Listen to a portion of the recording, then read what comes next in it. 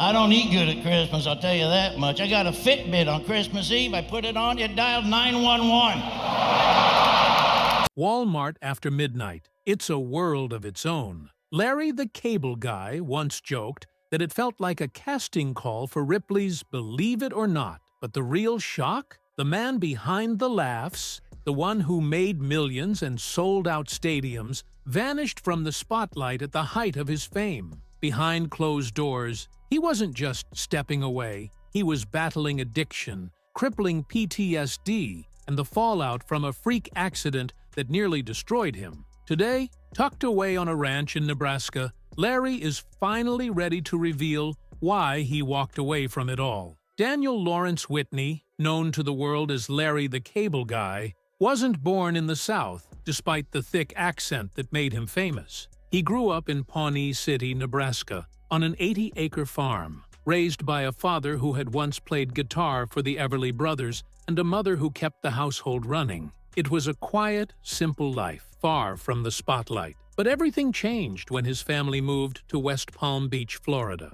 A small-town farm kid suddenly found himself in a completely different world. In high school, he played football, then went on to college, bouncing between the Baptist University of America and the University of Nebraska. But it wasn't the lectures that shaped his future. It was the accents of his Texan and Georgian roommates. What started as a joke soon became his signature voice. By junior year, he knew comedy was calling, and he wasn't going to wait. Larry's first break came in the 1990s on radio, where he crafted his now iconic persona, loud, outrageous, and packed with exaggerated Southern humor. His catchphrase, Git-R-Done, exploded in popularity, turning him from a radio personality into a full-blown comedy superstar. By 1995, he was performing as Larry the Cable Guy full-time, and soon after, he became a staple of the blue-collar comedy tour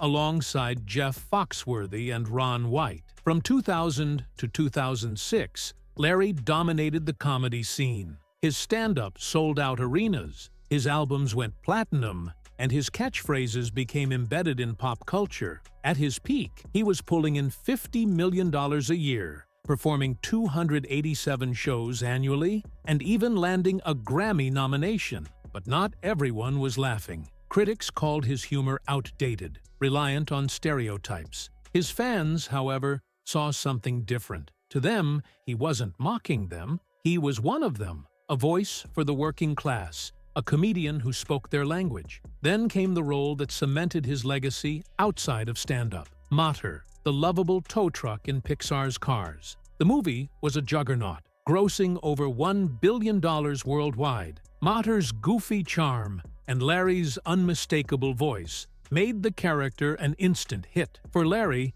the biggest reward wasn't the paycheck, it was knowing his kids would always have something to remember him by. But fame came at a cost. In 2011, Larry took on a new challenge. Only in America, with Larry the Cable Guy, a show that threw him into the wildest, most unexpected jobs across the country. He wrangled gators, made moonshine, even trained with Army snipers. Fans loved it. But behind the scenes, the relentless travel was taking a toll. He was on the road 6 days a week, missing his kids' milestones, and the pressure was mounting. Then came the moment that changed everything, a segment involving festival porta-potties. He called it the most disgusting thing he had ever done. But it wasn't just about the mess. It was a breaking point. Larry realized he had been sacrificing too much, and he made the decision to walk away. Family had always been his anchor. His wife, Kara Whitney, a former radio DJ, shared his love for rural life. They married in a simple, $180 ceremony in Nebraska. No Hollywood glamour, just two people who wanted a quiet life. But as Larry's career skyrocketed, the strain grew. Kara saw the toll it was taking on him and their kids. In 2015, he made a drastic choice, cutting his workload by 90%. No more endless touring, no more constant travel, just time to be a father and a husband. But Larry didn't just step back for himself. He used his success to help others. In 2009, he and Kara launched the Git-R-Done Foundation, donating over $7 million to causes like children's hospitals and veterans organizations. One of their biggest contributions? A $5 million donation to the Arnold Palmer Hospital for Children, helping fund research for hip dysplasia, a cause close to their hearts. He lived large, but the spotlight came with a price. Back in 2016, he dropped $3.6 million on a sprawling estate in North Scottsdale, Arizona. 4 bedrooms, an outdoor kitchen, a private golf course, and a pool complete with a spa. It was a dream home, a far cry from his blue-collar persona. But critics weren't buying it. How could a self-proclaimed working-class comedian justify living like a king while still marketing himself as a man of the people? That was only the beginning of his troubles. The IRS soon came knocking, picking apart his finances and raising questions about his tax deductions. His signature sleeveless flannel shirts and trucker hats? He wrote them off as business expenses. The IRS wasn't convinced. Unless he only wore them on stage, they didn't qualify.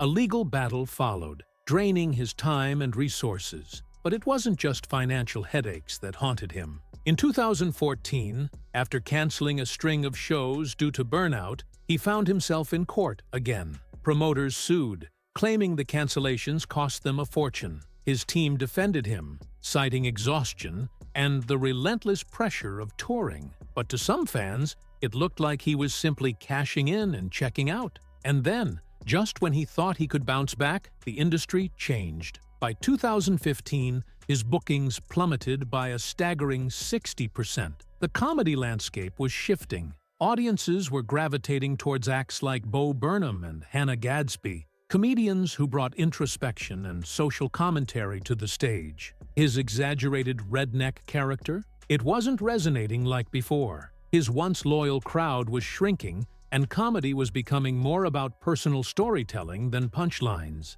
He fought to stay relevant, releasing stand-up specials like Remain Seated in 2020, but they failed to recapture his former glory. He had once commanded $50 million a year, filling arenas effortlessly. Now he struggled to find his place in a comedy world that had moved on. Then came a bizarre political twist. In 2016, during an appearance on Fox and Friends, he made an endorsement no one saw coming. "I'm a Trump man," he declared. But then, with a smirk, he added, "And when I say Trump man, I mean Gary Johnson." His joke comparing the election to choosing whether to poop his pants or have someone else do it for him went viral. People were confused. Did he support Trump? Was he mocking him? Even Johnson's campaign took notice, inviting him to elaborate on his views. It was a strange moment that left fans divided. He continued weighing in on political issues, including Colin Kaepernick's national anthem protests. While he didn't support Kaepernick's decision to kneel, he defended his right to protest. This ability to see both sides made him unpredictable, a rarity in an era of polarized opinions. But unpredictability came at a cost. In 2023, he waded into controversy again. When Republican Representative Marjorie Taylor Greene heckled President Biden during the State of the Union, he tweeted a joke, comparing her to an ex-girlfriend sitting in the back row of a comedy show 6 days after a breakup. The backlash was swift. Conservative fans turned on him, branding him as woke. He clapped back, insisting it was just a joke. Unbelievable. "Lighten up, some of you," he tweeted. But the damage was done. The backlash wasn't just about one tweet. It symbolized how even comedians once beloved for their blunt humor were now walking a fine line in an increasingly sensitive cultural climate.